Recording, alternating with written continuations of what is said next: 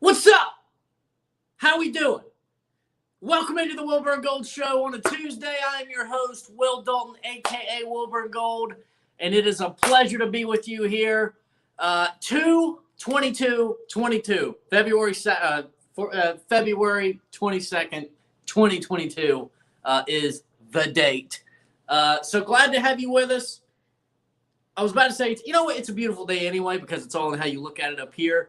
It's a little kind of dreary outside for me over here in North Carolina today. But wanted to come in here with you. I got about maybe 15, 20-minute show planned. And then I got to bounce on to the next thing. But I did want to come in here. I had some stuff I wanted to get into. I'm just going to start with this just because it's fresh on my mind. I'm fresh kind of looking at some of the details of this. Ego is a dangerous thing.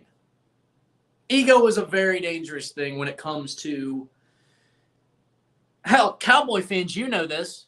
Usually you're delusional and can't admit it, but Cowboy Nation, how about them Cowboys Nation?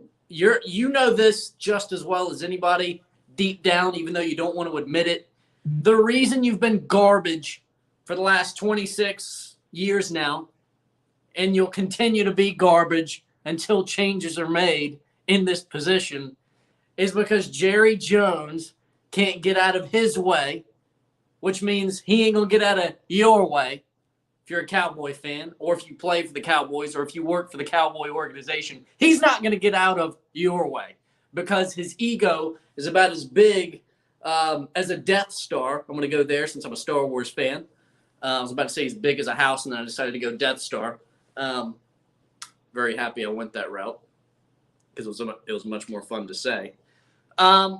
Jerry Jones's ego can't get out of your way, can't get out of his own way because he wants to be right about everything. He wants to make all the decisions. He wants to make all the coaching moves and decisions.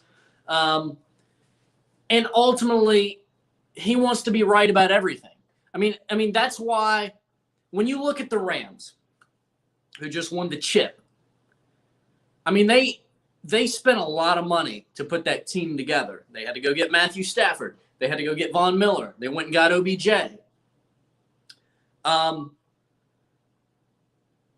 They went and got, I mean, he wasn't like a big piece on this, but Sony Michel, they went and got him from the Patriots this year. The point is, they went out and bought players. Teams that spend money outside of the Warriors, they kind of grew. The Warriors are what Jerry Jones wishes he could do. I mean, the Warriors, Curry, Thompson, Draymond Green, they drafted that team. Now, but even then, the Warriors, didn't get in their own way, and they said, we might need to go get KD if we're going to go beat LeBron in Cleveland. And that's exactly what happened. So even the Warriors, even though they drafted and home grew their deal that handful of years ago when their dynasty was a thing, even they were able to swallow their pride and say, we might need to go get KD to get this thing the distance and be what, we want to be in order to beat LeBron and Cleveland. And that's what they did. Jerry Jones is not willing to do that. He drafts and he pays and overpays, but that's all right because, sometimes you have to overpay to kind of stay ahead of the market. But he drafts and he pays his own guys. He's not willing. Amari Cooper aside, that was kind of an anomaly. And really so far, Amari Cooper hasn't really lived up all that much to the hype. He had a solid season last year, but this past year, not all that great. But the point is, Jerry Jones has this reluctancy to go out and get players off the market that would really help your team. His ego was such that, I drafted those guys, so that's the guys I'm going to use to do this. And because of that, it's decisions like that is that why the Cowboys will never be able to do anything and actually be a true contender because Jerry Jones won't get out of the way because he has to be right. And that's not where I was going to go with this, but ego is a dangerous thing when it comes to people in power and people in positions of leadership, whether that's in business, sports, it doesn't matter, anything. Ego is dangerous because when you've had a level of success in your career and in your life like Jerry Jones has, clearly, or else you wouldn't be a billionaire,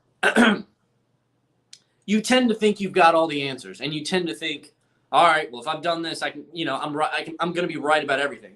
You feel like you've got all the answers. You're not willing to go out and keep learning and maybe kind of admit there's certain things you don't know that would help you if you admitted that you don't know them, and then maybe go find people that do know or can help you learn better.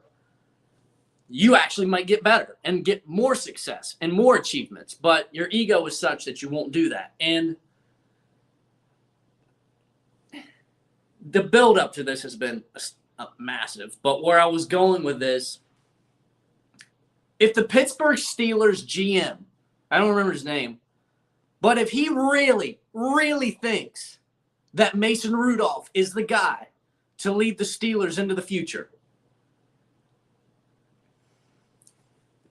God be with you, Steelers fans, because Mason Rudolph ain't shit. He ain't shit. And I don't know if they took him in the first round. I feel like the Steelers drafted him in the first round several years ago, or however many a handful of years ago, whatever it was. And so I feel like that the Steelers GM wants to be right about that decision and about how he graded him kind of on a first round level when he drafted him. And, obviously we've had enough. We've seen enough now to know, like, he's not an elite quarterback in the NFL. He's a backup, but he ain't no elite starter in the NFL.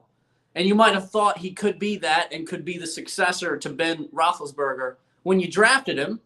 But you get new data, you get new insight, you get new information, you get new experiences.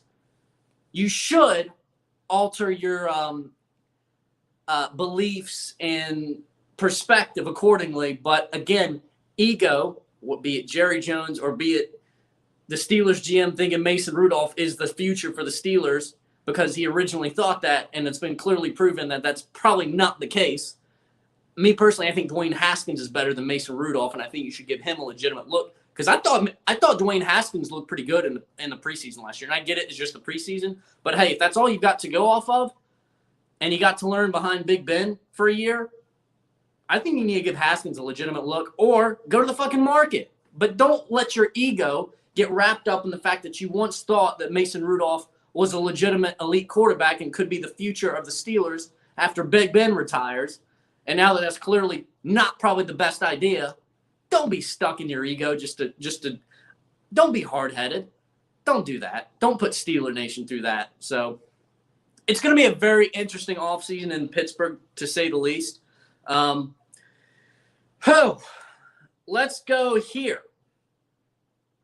So Aaron Rodgers put out this post on his Instagram, a gratitude post, which I love because I'm all about that shit. It's people can think, it's all kumbaya, but I'm telling you, man, your mindset is the operating system. Your mindset and the way you view things that's it. It's the game.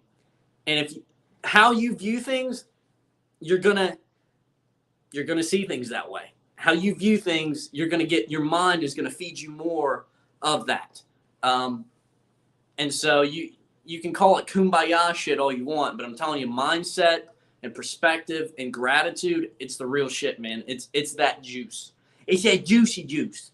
But now Aaron Rodgers, he put out this Instagram post, kind of like just a gratitude post. He mentioned, he was just engaged to an actress. I forget her name. I know her face. I don't remember her name.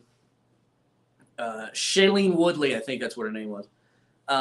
So he mentioned her, so it wasn't all about the Packers, but he was just thanking certain people that, whether it was Packers he's played with, her, just a gratitude post. And a lot of people naturally are led to believe, oh, here we go. This means something. This is cryptic.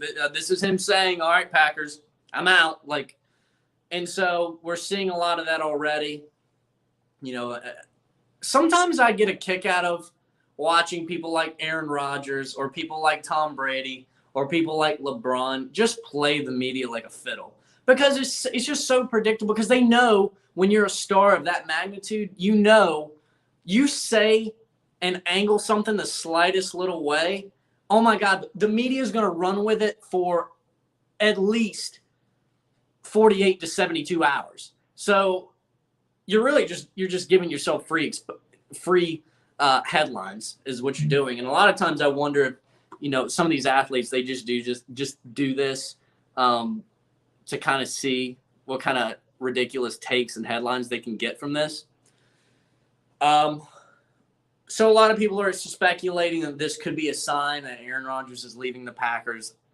I'm not 100% sold on that yet. I think a change of scenery could be very beneficial for him. He's had his faults with the Packers. He hasn't been the greatest in the playoffs as of late. We got that one Super Bowl in spite of Mike McCarthy, as we're seeing now in Dallas. So he's had his success, but he's becoming more and more just a regular season successful quarterback. And I think a change of scenery could do him good. There's a lot of people speculated he could go to the Steelers. Me personally, if I could, outside of the Panthers, if I could choose where I'd like to see Rodgers end up, I'd like to see him on the Steelers because it's a historic franchise. He's obviously a historic quarterback. Say what you will about him, but he is. And I think that Aaron Rodgers and Mike Tomlin could do some damage together.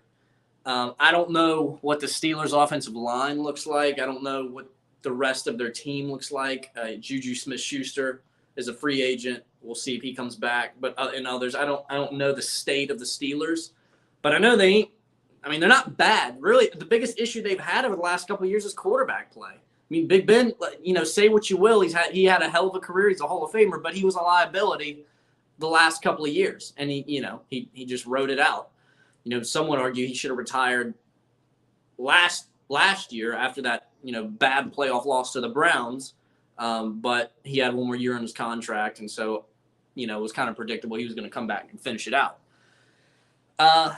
But I would like to see Aaron Rodgers and the Steelers get together, and I think that could really be what elevates the Steelers to, all right, legitimate content. Not just, they're a good, solid team. They're in the playoffs, which is what they've, even in spite of Big Ben, been the last couple of years. I don't think they made the playoffs. Oh, yeah, they did. They snuck into the playoffs this year. But I really think that Aaron Rodgers would elevate the Steelers to contender. And I know that's, a lot of people throw that around willy-nilly, but I really think Aaron Rodgers is that good that if he does, I think he could do some damage with the Steelers. So that's why I'd like to see him go. So this latest interview with LeBron, I don't know who it was that did this, but they got some real nuggets out of LeBron over All-Star weekend. Kind of. And really the big bombshells were he's not closing the door on a Cleveland return. And then he will do whatever it takes to play with LeBron Jr., Bronny, and then retire, after that. He wants to play with him his last year and then retire. So some real bombshells kind of coming out of All-Star Weekend from him. And there's kind of there's three layers to where LeBron is at right now. There's clear kind of him and the Lakers are kind of right now, because the whole Russell Westbrook dilemma, I think LeBron is kind of over Westbrook. I think he wishes they would have moved him by the trade deadline. That obviously they didn't make a single move over the trade deadline. So I think from what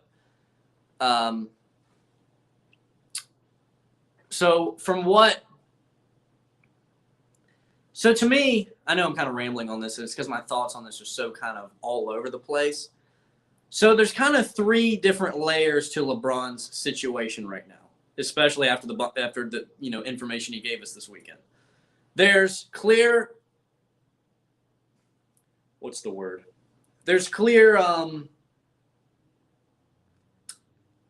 discontent with the Lakers front office and Rob Pelinka. That's one layer of this. And it's getting to the point now that probably, if the Lakers want to keep LeBron for a little bit longer, however long that may be, they're going to have to make some moves. The Lakers are kind of not in a great spot right now. They're kind of in limbo. And they're going to have to make some moves in order to kind of, I guess, keep LeBron satisfied. There's another layer of, all right, he may not, I mean, he said it. He's not against returning to Cleveland. Now, when that would happen, I don't know. It'd probably be a couple of years. And the thing is that makes that interesting. It's not just, oh, that would feel good. Like, the Cavs are actually kind of good. Like, they're arguably a better team than the Lakers right now. They're young, but not too young. But they're young and up and coming, and they've got some real talent on that team, and they're actually playing very good. Again, arguably, maybe not even arguably, better than the Lakers right now. So that's a real thing. Like, if you put LeBron on that team right now, they're going to the finals probably. And don't mistake that, because LeBron is not the type of player anymore where he can just take 4 scrubs like he used to back in the day and carry them to the finals. But this Cavs team is actually pretty good, to the point where if you put LeBron as kind of like the cherry on top, and LeBron is also, he's so smart, because one thing he's doing as he's getting older is he's playing differently. He's playing off of the ball more. He's, again, as we started off the show, he doesn't let his ego get involved, kind of like maybe a Westbrook, like he wants to be a one-man show. LeBron, as he's getting older, he's still playing at a great high level, but just a hair under where he used to be, where he cannot take 4 scrubs and take them to the finals. He's getting to a point now where he's realizing he's better off the ball sometimes. And so the fact that he's got that mentality is making him age like fine wine, in the NBA. So you put him – so basically what I'm saying is he would not come to that Cleveland team and just try and, again, dominate everything. I think he would join that Cleveland team and really be a nice fit. I mean, again, this is so hypothetical, but the fact that they are kind of doing a little something over there in Cleveland does not make this very far-fetched. And then there's just the angle of him wanting to play with Bronny for his last year, which is still a handful of years off. I mean, I'm pretty sure LeBron Jr. is like 17 now, and unless you can get rid of the one and done where they can be drafted out of high school, which we don't even know yet if LeBron Jr. would be good enough to get drafted out of high school, because he's not quite the dominant force that LeBron was at that age. He's still good as shit, but he's not what LeBron was. So he might not would even get drafted out of high school. So that's still a ways off, but LeBron basically said, if you want me, he basically said, I don't care about the money. Whoever gets LeBron Jr., Bronny, sign me up. We'll make it happen. So some really interesting nuggets came out of All-Star Weekend. Clear discontent between LeBron and the front office, Rob Pelinka of the Lakers, which makes for an interesting storyline, as he gave us the next nugget, which I'm not saying I'm coming back to Cleveland. I'm not saying I'm not coming back to Cleveland one day, or would be open to it. Obviously, the Cavs would have to agree to it. It's not as if LeBron wants to go, so here he comes. But this little bit of kind of strife with LeBron and the Lakers and Rob Pelinka and the Lakers front office right now does make these Cavs comments interesting, because he legitimately could get on that Cavs team right now and take them to the finals, because the Cavs are that strong right now. They're better than the Lakers. They're playing better than the Lakers. They've got more, and just their talent overall is better than the Lakers right now. And then LeBron Jr. and LeBron, whenever that would happen, it just a lot of possibilities, to say the least. So I'm going to wrap up with this. I'm going to be talking about the Kenobi show a lot here over the next few months as we approach the release of the Kenobi show. One thing that I mentioned this the other day, how Vader and his character is going to be a lot darker in this than we've seen him before. He's probably going to resemble more what the comics a lot of the time would show him as, a lot more violent, a lot angrier. You know, they essentially said that they're going to take the hallway scene from Rogue One, how vicious and just how vicious Vader was in that scene at the end of Rogue One that just was bonkers. I couldn't get back to the theater soon enough just to see that scene and to get those goosebumps again when that lightsaber lights the hallway red. They're taking that version of Vader and basically amplifying it by 10. 10 times more vicious, 10 times more angry, 10 times just more on the fucking warpath. And so it's just, it's clearly, it might be one, you know, a lot of people are assuming, rightfully so, that this could be one of the darker pieces of Star Wars content that we've seen, if ever.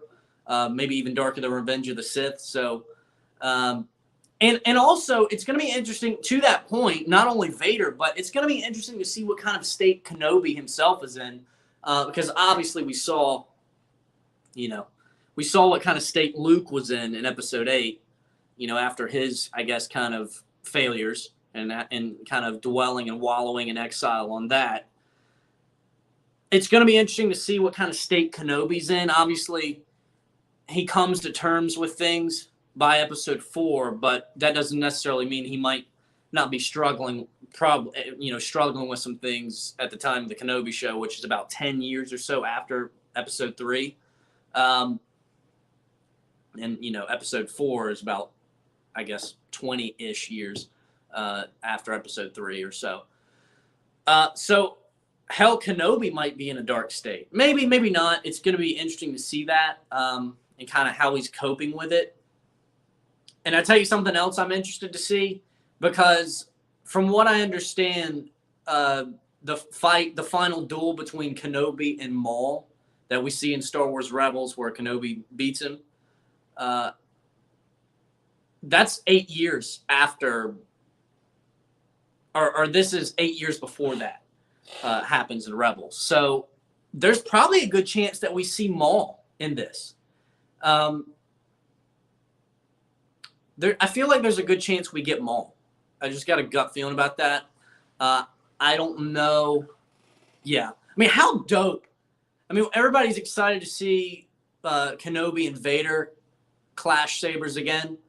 But I'm almost just as excited to potentially see Kenobi and Maul lock sabers again, because I think that's a real possibility. You know, I don't know what role that Crimson Dawn, which obviously Maul heads and runs, I don't know what role that would really play in this, because this isn't really a bounty hunter related show. This is, you know, about Kenobi. But, a lot of people thought we might see Crimson Dawn and Kira show up, you know, for the finale of Boba Fett, which obviously we didn't get. I'm curious to see if they maybe pop up somewhere in Kenobi. I don't know. But seeing Inquisitors in live action is going to be super cool, which I'm pretty sure they said we're going to get some of that. I think there's a good chance we get Maul and maybe even get Crimson Dawn and Kira in some way if we do see Maul. I'm going to look up and see how Maul or Solo and Kenobi coincide, because I don't know how soon before Episode 4, or I don't know at what point between Episode 3 and 4 Solo is. I know Kenobi's about 10 years after 3, so 10, like right in the middle. But I don't know where Solo was at on that timeline, so I'm going to look at that. Because if it's after the events of Solo, then I'd be curious to see if we get, you know, again, like if we see Maul, there's a good chance we might see Kira at some point. So I don't know why or what role she would play. And I'll tell you this one, and this is the last thing, and I'll wrap up with this, and then I'll leave you for the day.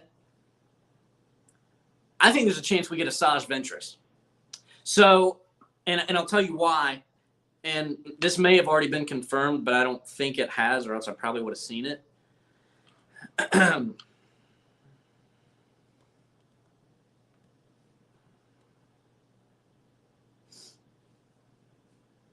right.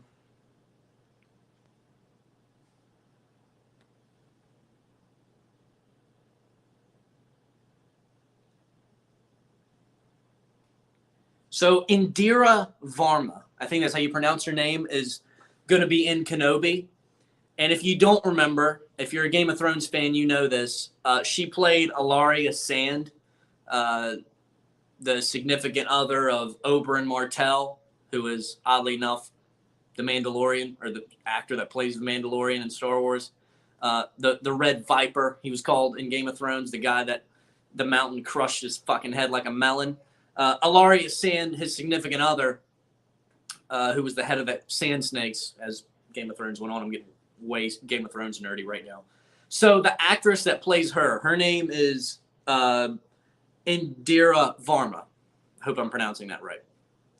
So she's going to be in Kenobi.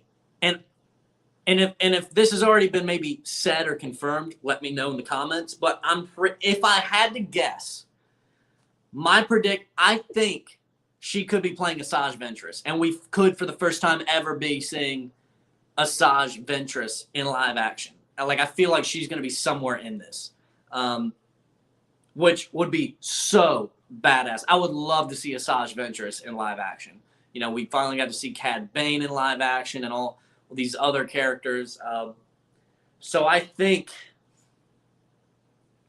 there's a good chance I think Indira Varma could be Asajj Ventress, if I had to guess. Don't know for sure. Maybe it's already been confirmed who she will be playing, be it Asajj Ventress or not, and I just missed it.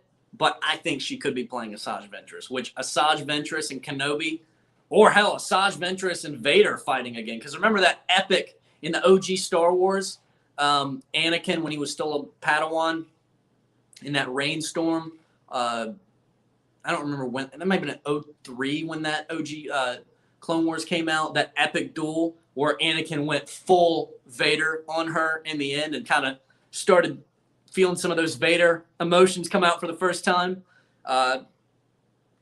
They might lock sabers again. How badass would a Vader Asajj Ventress duel be? Now that's something to think about. On that note, I'm going to get out of here. Appreciate you guys for tuning in on 2/22/22. It doesn't sound like Aaron Rodgers is going to be making an announcement today. So that popped up on my phone a little while ago. He was on the Pat McAfee show, or is right now, and I'm pretty sure he said that there was going to. I'm sure they asked him, like, "Hey, what was that Instagram post about anything?" And he announced he will not be making any announcements today, whether that be he's staying with the Packers or leaving. So just fun fact. But I'm going to get out of here. Appreciate you guys for tuning in. We'll catch you next time right here on the Wilbur and Gold Show. My name is Will Dalton, a.k.a. Wilbur and Gold. We'll see you next time.